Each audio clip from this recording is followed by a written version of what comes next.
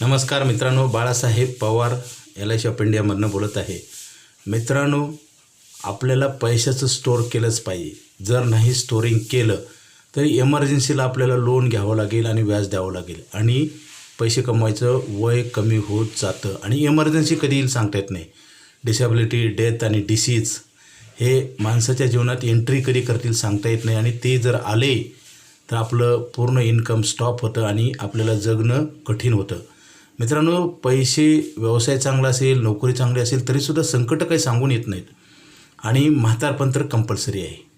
जो माणूस प्लॅनिंग करत नाही त्याला शेवटी कळायला लागतं आणि सुरुवातीला नको वाटतं आणि 99% लोक आता तसंच करतात आणि चुकीच्या गुंतवणूक केल्या जातात जिथे कसलीच गॅरंटी नाही. मित्रांनो, सरकार पण काय करतं बघा, धान्य साठवून ठेवतं. रेशन दुकानात धान्य येतं ना, ते अगोदर साठवून ठेवतं. डॅममध्ये पाणी साठवलं जातं. महानगरपालिका, नगरपरिषद, ग्रामपंचायत कशासाठी? किंवा रक्त पण ब्लड बँकेमध्ये ब्लड असतं, कारण इमर्जन्सी आल्यानंतर तुम्हाला हे पुरवठा करण्यासाठी सरकार एवढं प्लॅनिंग करतं. आपण इंडिव्हिज्युअल लेवलला पण करायला पाहिजे. आता सरकार टॅक्समधनं पैशाच्या करतं, तो भाग वेगळा आहे, परंतु आपल्याला फक्त इथपर्यंत विचार करायची की चांगले कामं अगोदर केले तर फायदा नक्की होतो. आपण जर असं नाही केलं तर पावसाळ्यामध्ये डॅममध्ये पाणी अडवलं जातं आणि वर्षभर पाणी आपल्याला पुरवलं जातं आणि आपण पण काय करतो, नळाला पाणी आल्यावर 2 तास 3 तास पाणी येतं तर आपण काय करतो, घरातले हांडी, ड्रम, टाक्या पाण्याच्या भरून घेतो का नाही? कारण पाणी आपल्याला पावलोपावली लागतं. आपल्याला 1 तासाला 2 तासाला पाणी प्यावं लागतं, सांडायला लागतं.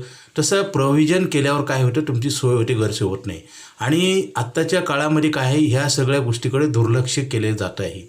तरुण व्यक्तीला कसं असतं, सुरुवातीला इन्कम असतं, शरीर चांगलं असल्यामुळे पैसे कमवू शकतो, कष्ट करू शकतो आणि खर्च पण कमी असतं. लग्न झालेलं असतं किंवा नसतं, किंवा झालं तर एखादं मूल छोटं असतं. म्हणजे सुरुवातीच्या काळामध्ये तुमचा खर्च कमी असतो आणि उत्पन्न जास्त असतं. हळूहळू काय व्हायला लागतं, तुमचं पैसे कमवायचं वय कमी होत चाललेलं आहे आणि दुसऱ्या साईडला महागाई वाढते, जिम्मेदारी वाढतात.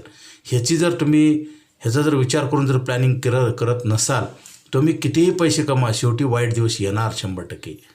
बघा, सरकारसुद्धा पेन्शन देत होतं की नाही, आता पेन्शन आहे का कुणाला? मित्रांनो, काय होतं, चांगल्या गोष्टी नाही केल्या की वाईट गोष्टी घडत असतात. म्हणून जेवढा आपण उशीर करू बचत करायला, तेवढं आपले पैसे खर्च होऊन जातील. पैसे कमवायचं वय पण खर्च होऊन चाललेलं आहे, म्हणजे कमी होत चाललेलं आहे आणि संकट वाढत आहेत. म्हणून तर उतार वयामध्ये त्रास होतो माणसाला, कारण पैसे नसतात, काम बी करू शकत नाही, महागाई वाढलेली असते आणि सगळा आर्थिक त्रास झाला की मानसिक त्रास होतो आणि सगळ्या कोंडीतनं बाहेर निघत नाही. अधिक माहितीसाठी मला फोन करा, प्लॅनिंग करा. Okay, thank you.